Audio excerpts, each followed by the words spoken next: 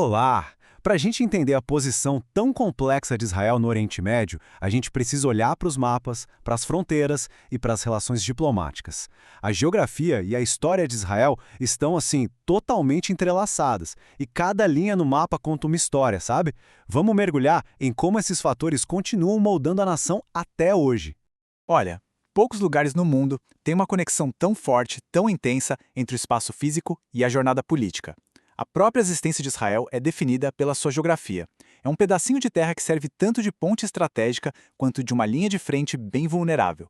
Cada fronteira, cada colina, tudo isso teve um papel fundamental na busca contínua por segurança. Então, para começar, vamos situar Israel no mapa, porque no Oriente Médio, os vizinhos, eles definem tudo. Quem está do seu lado no mapa determina não só a segurança, mas também toda a política externa de uma nação. Israel fica ali, na costa oriental do Mar Mediterrâneo, e é cercado por vizinhos com quem tem uma história, bem, complexa. Ao norte está o Líbano, a nordeste a Síria, e é interessante notar que, tecnicamente, os dois ainda estão em estado de guerra com Israel. A leste temos a Jordânia e a Cisjordânia, e a sudoeste o Egito e a faixa de Gaza. Cada fronteira dessas representa um conjunto único de desafios, tanto de segurança quanto de diplomacia. E essa geografia de Israel não é algo estático, não. As linhas administrativas do país foram desenhadas e redesenhadas principalmente por causa de grandes conflitos. São esses momentos decisivos que transformaram o mapa e continuam a definir a região inteira. 3 guerras, em particular, foram muito importantes. A de 1948 estabeleceu a chamada Linha Verde, que foi, na prática, a fronteira de Israel por quase 20 anos. Depois, veio a Guerra dos 6 Dias, em 1967, que mudou o mapa de forma drástica, com Israel capturando territórios enormes. E, embora não tenha alterado fronteiras, a Guerra do Yom Kippur, em 73, mudou o cálculo estratégico para todo o mundo, solidificando as tensões. Os resultados da Guerra dos 6 Dias foram, assim, sísmicos.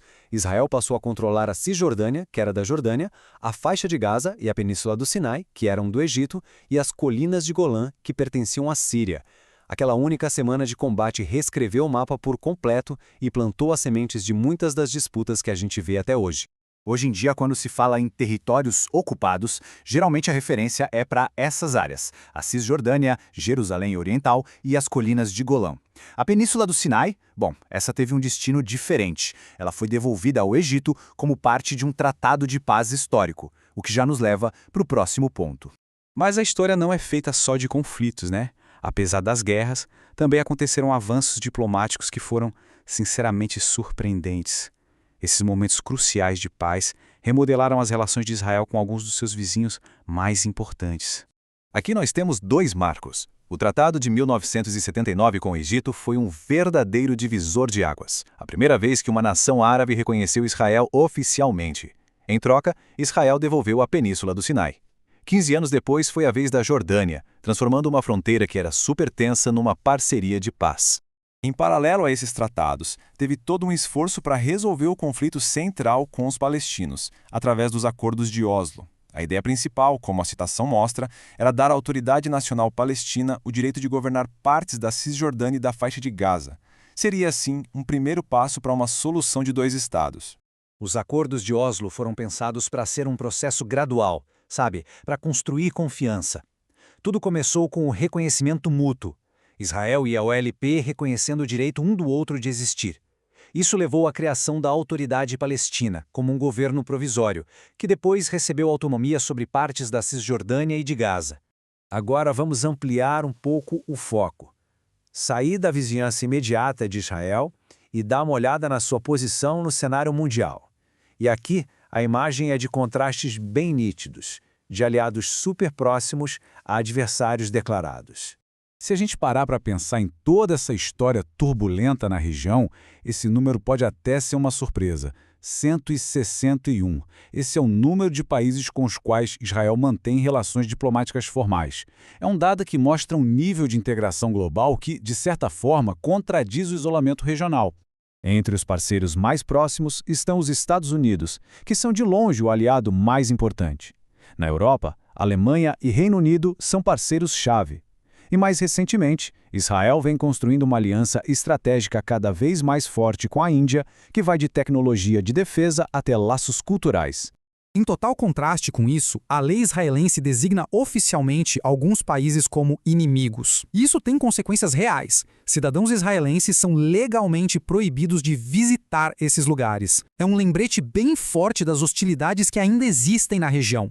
E assim a gente chega na situação de hoje. Porque apesar dos tratados, dos acordos, o mapa geopolítico de Israel continua, em muitos aspectos, inacabado, com questões fundamentais que ainda estão aí sem solução. E este é o ponto central. As fronteiras de Israel com o Egito e com a Jordânia estão definidas por tratados de paz.